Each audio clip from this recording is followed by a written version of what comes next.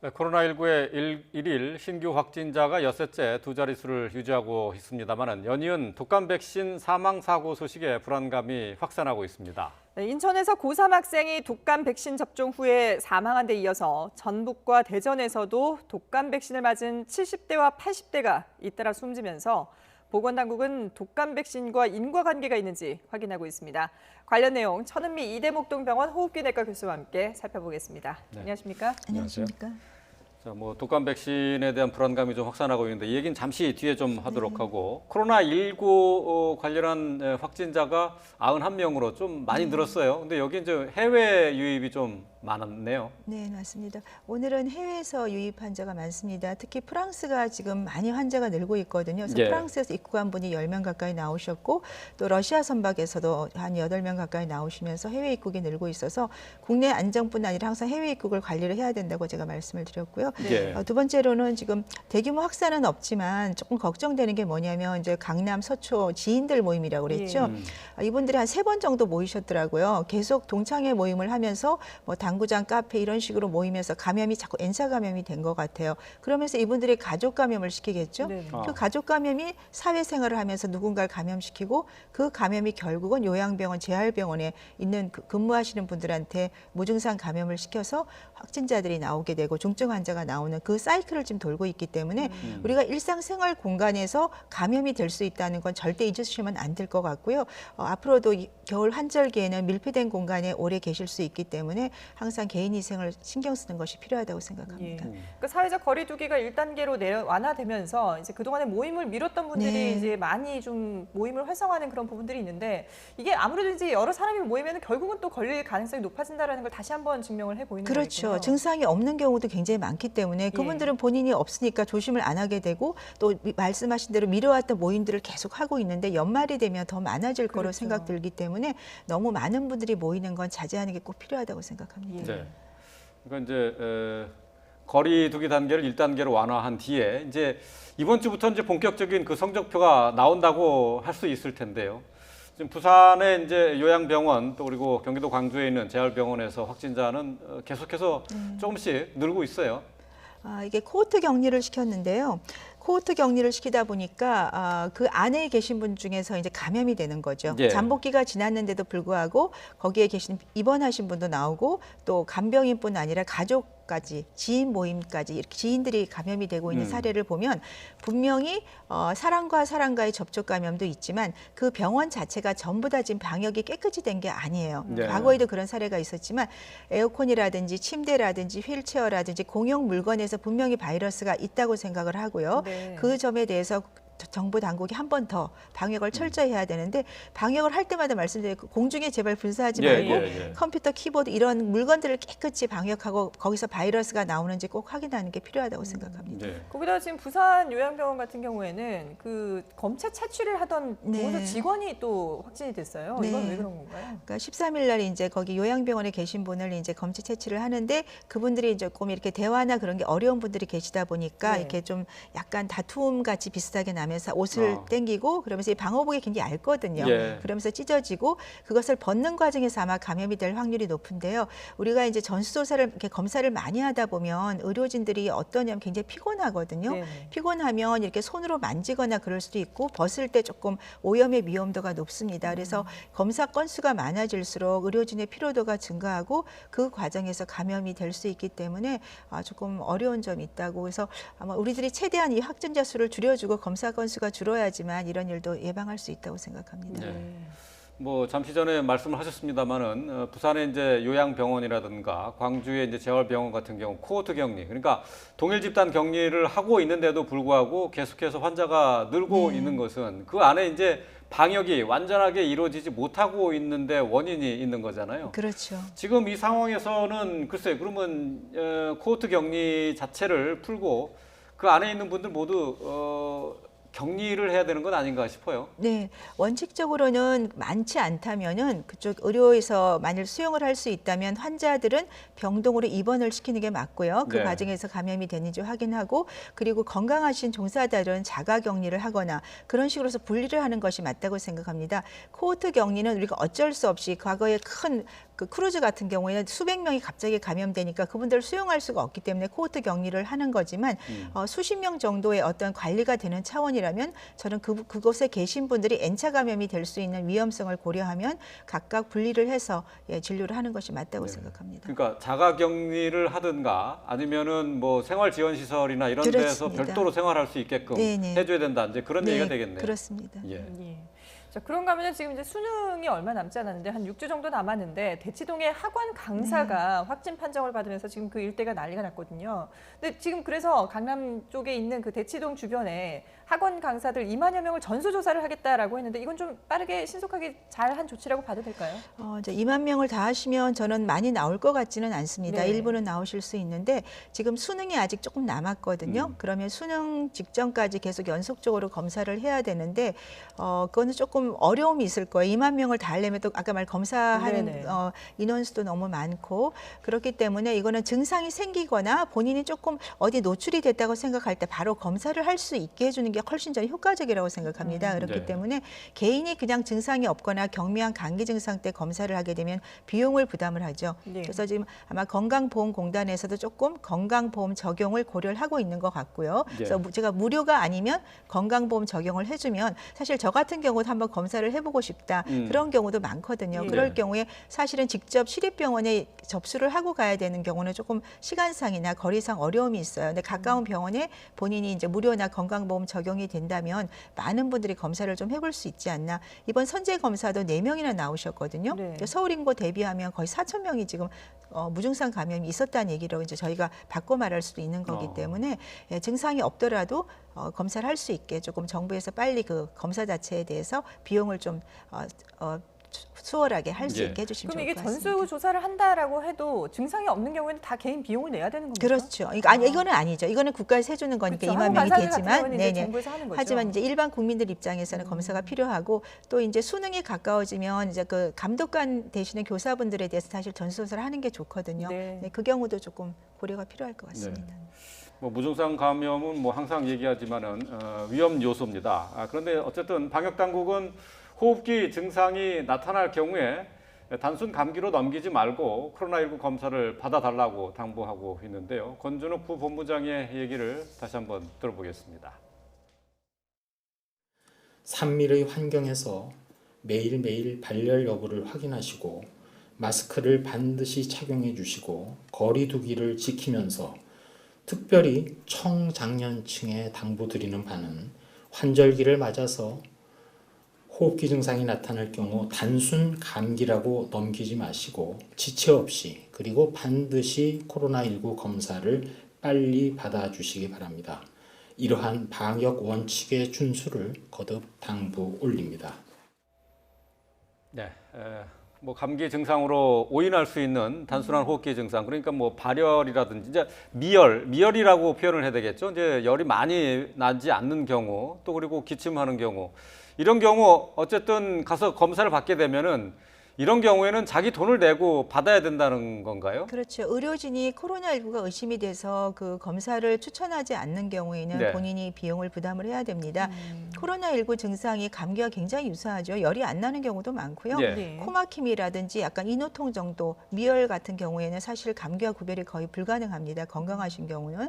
그렇다면 본인이 돈을 내고 가셔야 되고 한 번 검사해서 음성이 나오는 경우도 많을 수 있기 예, 때문에 검사 자체에 대한 좀 부담이 분명히 있다고 생각합니다. 혹시 그 양성으로 나오면은 그 검사비는 부담을 안 해도 됩니까? 네, 환불 받으실 수 있습니다. 아, 그래요. 그러니까 음성으로 나오게 된 경우에는 자기가 직접 신청을 해서 검사를 받으면은 비용은 따로 청구가 되는 거고요. 네, 지금은 그렇기 때문에 이제 건강보험에서 그거를 좀 비용을 부담해 줄지 네. 고려를 하고 있다고 합니다. 일단은 그러니까 의사분들께 상담을 먼저 받아보고 그 검사를 받는 게 낫겠네요. 그런 게 가장 좋은데 이제 안심진료라는 것이 다 되는 것이 아니기 때문에 뭐 조금 그런 어려움도 있고 바로 그래요? 선별진료소로 가서 검사만 받는 경우도 있습니다. 지금 서울시에서 그 무료로 또 선제적으로 네. 검사해주는 그 시스템도 계속 운영이 되고 있잖아요. 네, 되고 있습니다. 이제 서울의 7개 시립병원에 미리 이제 예약을 하시고 네. 날짜에 가서 검사를 받으시면 무료로 받으실 수 있습니다. 네, 알겠습니다. 자, 계속해서 이번에는 독감 백신 얘기를 좀 해보도록 하겠습니다. 어제 하루 전북 고창과 대전에서 독감 백신을 맞은 70대 그리고 80대 환자라고 할 수는 없죠. 그냥 독감 백신을 맞은 분들인데 네.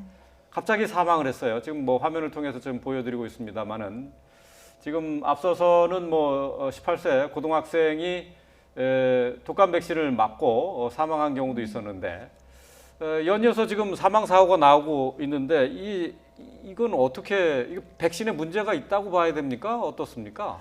아직까지 백신과 연관성이 확인이 되진 않았습니다. 아마 이 세 분이 전부 다 이제 부검을 하시는 걸로 알고 있고요. 그 결과가 나와야 될 것 같습니다.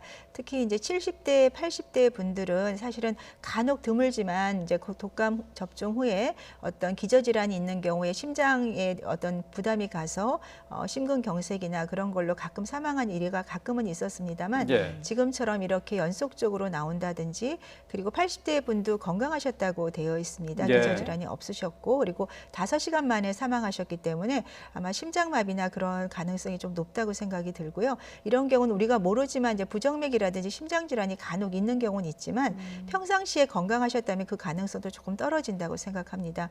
가장 조금 우려되는 사항은 17세 고3 학생이 전혀 뭐 비염 이외에는 어떤 질환이 없었던 학생인데 갑자기 좀 독감 접종 후에 몸이 많이 피곤했고 예. 그리고 아침에 발견이 됐는데 이런 상황은 조금 독감과 연관성의 가능성은 매우 낮다고 생각은 들지만 정확한 결과는 우리가 부검 결과 후에 정부 발표를 꼭 봐야 된다고 생각합니다. 근데 보통 일반적으로는 백신 접종 후에 이렇게 사망하는 경우에는 이제 뭐 쇼크가 일어난다거나 이런 경우들을 들 수 있는데 그게 시간상으로 봤을 때는 바로 접종 뒤에 나타나는 경우들이 많다면서요? 네, 우리가 이제 독감 접종에는 일반 백신 접종 후에 가장 많이 나타나는 것이 알레르기 반응이죠. 예. 아나필락시스라고 그래서 우리가 벌에 쏘인다든지 땅콩 먹고 갑자기 쇼크가 오죠. 네네. 그러니까 몸에 맞지 않은 알레르긴이 체내에 들어왔을 때 이제 반응이 일어나기 때문에 보통은 수초에서 한 15분, 30분 이내에 발생을 하기 때문에 네. 병원에 독감이나 백신 접종 후에 조금 기다리게 되면 거의 다 알 수가 있어요.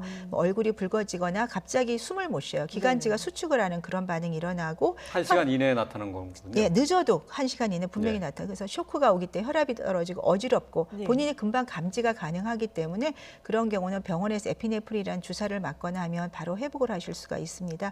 그리고 이제 많이 알려진 한 100만 명 중에 1명 정도인 길리안바레라는 예. 증후군은 신경이 마비되는 증상이죠. 뭐 근육에 힘이 없어지고 걷기가 힘들어지고 근데 그것은 수주에서 수개월 후에 발생을 하는 거기 때문에 지금 우리 발생한 이 독감 백신의 부작용과는 다르다고 생각합니다. 그러면 이 지금 이제 독감 백신을 맞아야 되는지 불안해하시는 분들이 많은데 맞고 나서 병원에서 좀 기다려 보시는 게 좋겠군요. 바로 집으로 가시는 거군요. 네, 그렇습니다. 독감을 맞기 전에 항상 몸 상태가 좋을 때 맞으셔야 되는 건 물론이고 예. 맞고 나서도 말씀드린 그런 아나필락시스 쇼크 같은 게 아주 드물지만 있기 때문에 최소한 15분에서 한 30분 정도는 조금 지켜보다가 집으로 가시는 것이 좋습니다.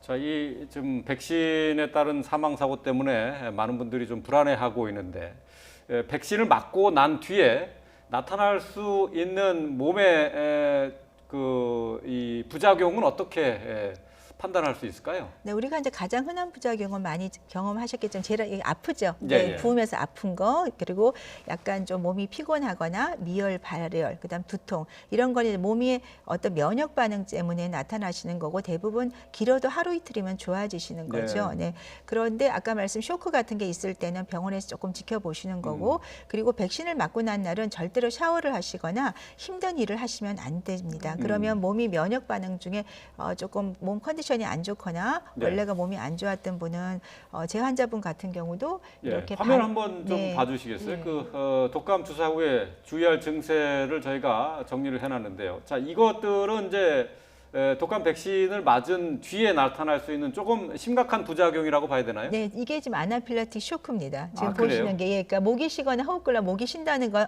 이런 소리가 아니라 기도가 좋아져서 나는 소리고요. 네. 그러니까 숨을 못 쉬죠. 그다음에 입과 눈 주위가 붓는 거는 이게 바로 이제 발진 같은 게 생기면서 붉게 되죠. 그리고 두드러기가 나타나고요. 몸에 힘이 빠지고 심장 박동이 상승, 어지러움, 이게 혈압이 떨어지는 그런 어떤 심장에 문제가 오는 거기 때문에 저럴 때는 반드시 의료진이 치료를 해야 될 상황입니다. 좀 심각한 상황이군요. 네, 그렇습니다. 근데 저런 증상들이 독감 백신 접종 후에 뭐 15분 이내에는 네, 바로 나타나는 거기 나타날 때문에. 수가 있습니다. 네. 그러면 만약에 뭐 며칠 전에 독감을 맞았다 이런 분들 같은 경우는 지금까지도 증상이 없다면은 특별히 그렇게 불안해. 네, 대부분은 안 괜찮으신 하셔도 거고 되겠군요. 아까 말한 길리안바레 증후군 같은 경우는 이제 수개월에 나타날 수 네네. 있지만 100만 명 중에 한두 명으로 매우 드문 현상으로 되어 있습니다. 예. 올해는 뭐 코로나19 때문에 독감 백신에 대해서 관심이 더 많은데 말이죠. 그렇죠.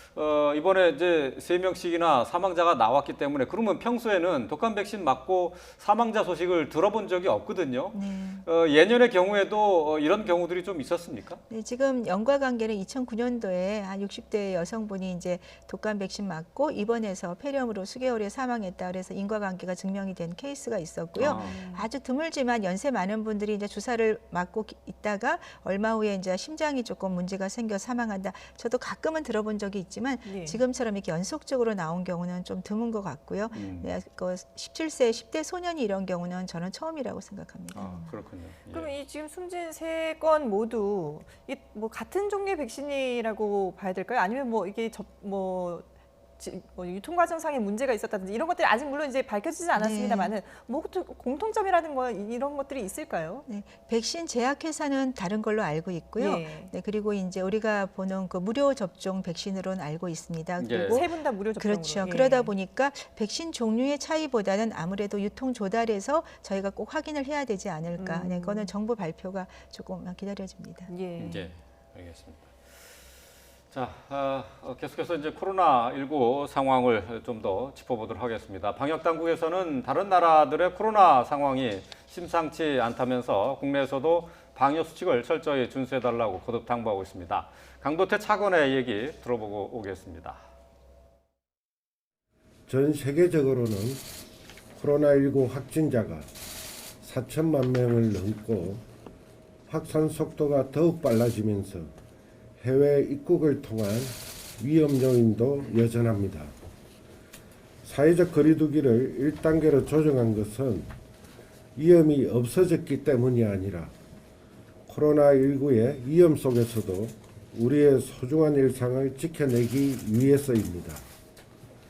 일상을 지켜내기 위해서는 우리 모두의 방역수칙 실천과 경각심이 매우 중요한 시점입니다.